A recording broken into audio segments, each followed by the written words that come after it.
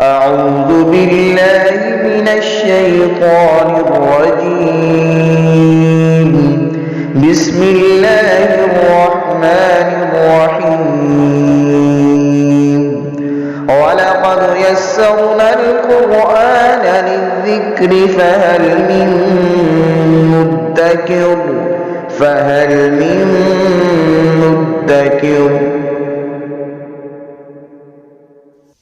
بسم اللہ الرحمن الرحیم. سورہ انعام کی 115 آیہ مبارکہ سے پڑھیں گے. 8ویں پارے کا پہلا رکوع ہے. اعوذ باللہ من الشیطان الرجیم. بسم اللہ الرحمن الرحیم.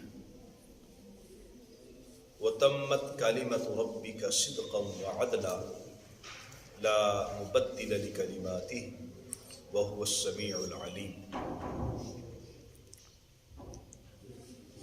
اللہ تعالیٰ جل مجدہ نے ہمارے لیے ایک مکمل دستور حیات اور زندگی گزارنے کے لیے مکمل گائیڈ بک قرآن مجید فرقان حمید کی صورت میں عطا فرمائی. نبی کریم صلی اللہ علیہ وآلہ وسلم آپ قرآن مجید فرقان حمید کی ان آیات مبارکہ سے لوگوں کی ہدایت اور رہنمائی کا فریضہ سر انجام دیتے رہے اور لوگوں کو یہ بات باور فرماتے رہے کہ اللہ خالق و مالک ہے، اس نے تخلیق بھی کیا ہے اور اس نے ہمیں زندگی گزارنے کا طریقہ بھی سکھایا ہے. اس نے ہمیں اپنی اطاعت اور فرما برداری کا رستہ بھی بتایا ہے اور قرآن ہماری رہنمائی کرتا ہے کہ ہم نے کس رستے پر چلنا ہے. یہاں پہلی آیہ مبارکہ آج کی درس کی ہے. اس میں قرآن مجید کی یہ خصوصیات بیان کی جا رہی ہیں کہ قرآن مجید فرقان حمید ایک تو ہر اعتبار سے مکمل ہے. یہ اللہ تعالیٰ کا سچا کلام بھی ہے اور اس میں ہر چیز پورے عدل اور انصاف کے ساتھ بیان کی گئی ہے اور ان کو کوئی تبدیل بھی نہیں کر سکتا. اللہ تعالیٰ نے یہ رہنمائی مکمل طور پر عطا فرما دی. ارشاد ہوتا ہے وَتَمَّتْ كَلِمَةُ رَبِّكَ صِدْقًا وَعَدْلًا، اور آپ کے رب کا کلمہ، آپ کے رب کی بات مکمل ہو چکی ہے، سچائی کے اعتبار سے بھی اور انصاف کے عدل کے اعتبار سے. لا مبدل لکلماتہ، اور اس کے کلمات کو کوئی تبدیل نہیں کر سکتا. اللہ تبارک و تعالیٰ کے کلمات کو، اللہ کی باتوں کو کوئی بھی تبدیل نہیں کر سکتا. وَهُوَ السَّمِيعُ الْعَلِيمُ، وہی ذات ہے جو سب کچھ سننے والی ہے اور سب کچھ جاننے والی ہے. اس کا مطلب یہ ہوا کہ اللہ تبارک و تعالیٰ کی بات مکمل ہو چکی. اب اگر کوئی اپنی مرضی سے کوئی بات کرے گا اور اس کو وحی کی طرف منسوب کرے گا یا اللہ کی طرف منسوب کرے گا، اس کا مطلب ہے کہ وہ جھوٹ بول رہا ہے. اللہ نے اپنی بات کو اپنے پیارے حبیب پر مکمل فرما دیا. دوسری بات یہ ہے کہ اس کے اندر کسی طرح کا کوئی جھوٹ بھی نہیں ہے، کسی طرح کی کوئی غلط بیانی بھی نہیں ہے.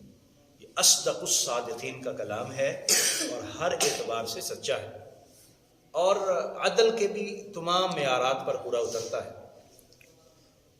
اس لیے اس میں کسی طرح کی کوئی کمی نہیں ہے، کوئی کوتاہی نہیں ہے.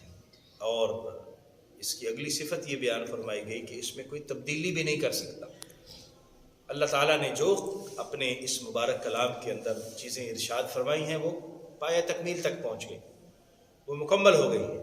اب اس میں کوئی بھی تبدیلی کرے گا تو وہ گویا دین کے اندر دراڑ پیدا کرنے کی کوشش کر رہا ہے اور دین میں رخنا ڈالنے کی کوشش کر رہا ہے، اور یہ کرنا گویا کہ ایمان سے ہاتھ دھونا ہے.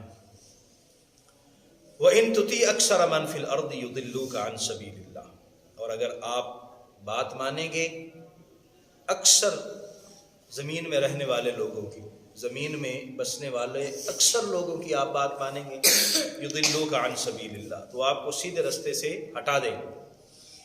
ان یتبعون الا الظن، کیونکہ وہ لوگ گمان کی پیروی کرتے ہیں، یقین نہیں ہے ان کے پاس، یقین کی دولت سے محروم ہیں، محض گمان ہے، محض اپنے ذہن کی اختراع ہے.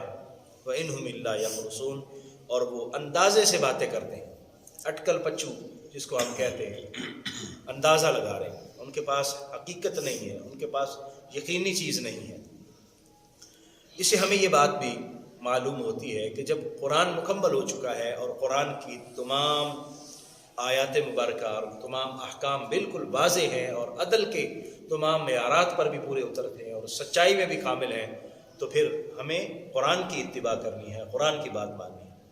باقی جو لوگ کہتے ہیں، لوگوں کی باتوں پر دھیان نہیں کرنا، لوگوں کی باتوں پر اعتبار نہیں کرنا، جو قرآن کے خلاف جا رہے ہیں، اللہ تعالیٰ کے کلام کے خلاف جا رہے ہیں. اور یہاں سے ہمیں یہ بات بھی پتہ چلی کہ اکثر لوگ جو ہے نا وہ سیدھے رستے پر نہیں ہوتے. کم لوگ ہیں جو آج آپ دنیا کے اندر آبادی کا تناسب دیکھیں اور آبادی کے اعتبار سے جو اہل ایمان ہیں وہ کتنے ہیں، ان کی تعداد کم ہوگی. تو کبھی بھی اہل ایمان کثرت میں نہیں ہوئے، قلت میں ہی رہتے ہیں ہمیشہ سے. اس کا مطلب یہ ہوا کہ یہ جو کثرت والی بات ہے نا جی، یہ جمہوریت کا جو سسٹم ہمارے سر پہ تھوپا گیا ہے، اس پر بھی نظر ثانی کرنے کی ضرورت ہے اور ہمیں قرآن کی اتباع کرنے کی ضرورت ہے کہ قرآن کیا کہتا ہے. یہ کثرت والی بات، کیونکہ جو کثیر لوگ ہیں وہ ہدایت پر نہیں ہیں. قلیل من عبادی الشکور، فرماتا ہے کہ میرے شکر گزار بندے کم ہیں، تو وہ کم ہوتے ہیں، قلیل ہوتے ہیں، کثیر کثرت نہیں. تو یہ کبھی نہ دیکھیے کہ جس طرف کثرت ہے وہ وہی درست ہوں گے، نہیں بھی ہوں گے. ضروری نہیں ہے کہ جہاں پر کثرت ہو وہ ٹھیک ہی ہوں، وہ غلط بھی ہو سکتے ہیں. اس لیے معیارات کو دیکھا جائے، غلط اور صحیح کو دیکھا جائے گا، غلط کیا ہے اور صحیح کیا ہے اس کو دیکھا جائے گا، صرف تعداد کو نہیں دیکھا جائے گا. ان ربک هو اعلم من یضل عن سبیلی، بے شک آپ کا رب زیادہ جانتا ہے اس شخص کو جو سیدھے رستے سے بھٹکا ہوا. وَهُوَ أَعْلَمُ بِالْمُهْتَدِينَ، اور وہ بھی ہدایت یافتہ کو بھی اچھی طرح جانتا ہے، خوب جانتا ہے کون راہ ہدایت پر چل رہے ہیں. فَكُلُوا مِمَّا ذُكِرَ اسْمُ اللَّهِ عَلَيْهِ إِن كُنتُم بِآيَاتِهِ مُؤْمِنِينَ، اگر تم اللہ پر ایمان لاتے ہو تو کھاؤ، کلو کھاؤ، مما اس میں سے، ذکر اسم اللہ علیہ جس پر اللہ کا نام لیا گیا ہے. ان کنتم بآیاتہ مؤمنین، اگر تم اللہ کی آیات پر ایمان لاتے ہو. اصل میں جو کفار تھے ان کے لیے بات سمجھنا بڑی مشکل تھی کہ چند جانوروں کے بارے میں کہا گیا ہے کہ ان کو کھانا ہے اور فلاں کو نہیں کھانا، اور جن کو کھانا ہے ان کے بارے میں بھی یہ کہا گیا ہے کہ جب ان پر بسم اللہ اللہ اکبر پڑھ کے ان کو ذبح کیا جائے گا تب کھانا ہے، اگر ان پر اللہ کا نام نہ لیا گیا یا بتوں کے نام پر ذبح کر دیے گئے تو ان کو نہیں کھانا.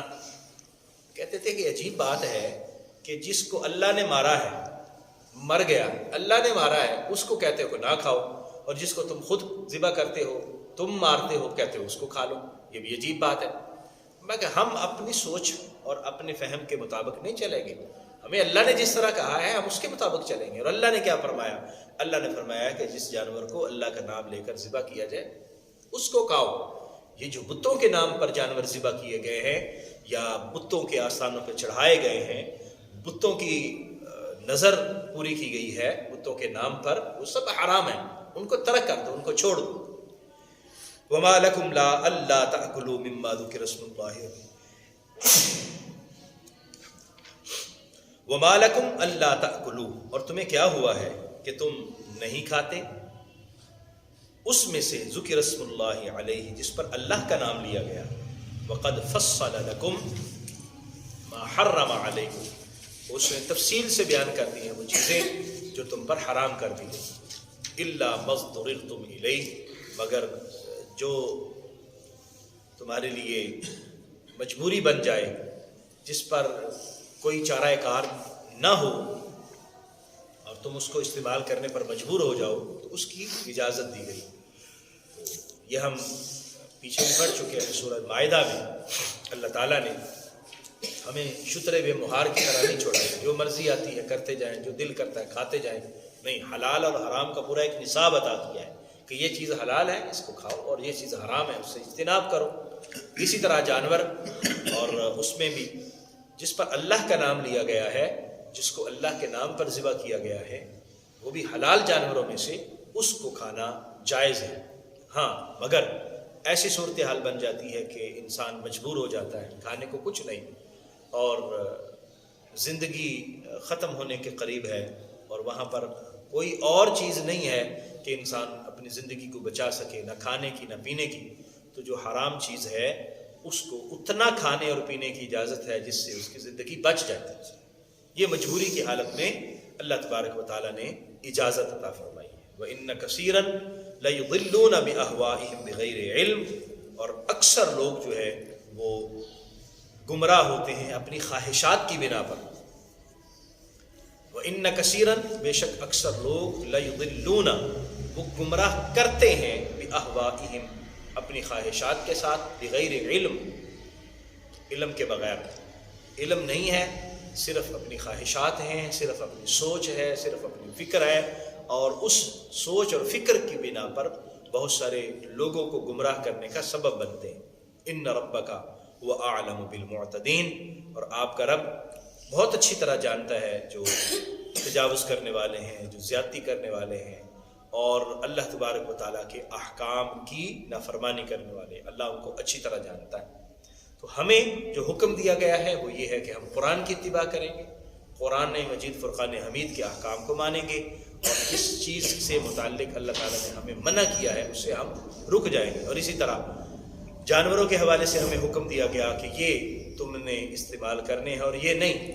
ایک تو حلال جانور، دوسرا وہ بھی جب اللہ کے نام پر ذبح کیا جائے ان کا گوشت کھانا یہ جائز قرار دیا گیا ہے، اور جو مردار ہوں یا جن کو اللہ کا نام لیے بغیر ذبح کیا گیا ہو، بتوں کے نام پر ذبح کیے گئے ہوں، ان کا کھانا جائز نہیں ہے مگر مجبوری کی حالت۔ اللہ تعالیٰ تو سب کچھ جانتا ہے، ہم لوگوں کو نہیں دیکھیں گے کہ چونکہ سارے لوگ ایسا کر رہے ہیں ہم بھی ویسا کرنا شروع کر دیں، اکثر لوگ یوں کرتے ہیں ہم بھی ویسا کرنا شروع کر دیں، نہیں، ہم یہ دیکھیں گے کہ اللہ نے کیا فرمایا ہے اور اللہ کس پر راضی ہوتا ہے، اللہ کی رضا کو دیکھتے ہوئے اپنی زندگی کو بسر کرنے کی کوشش کریں گے۔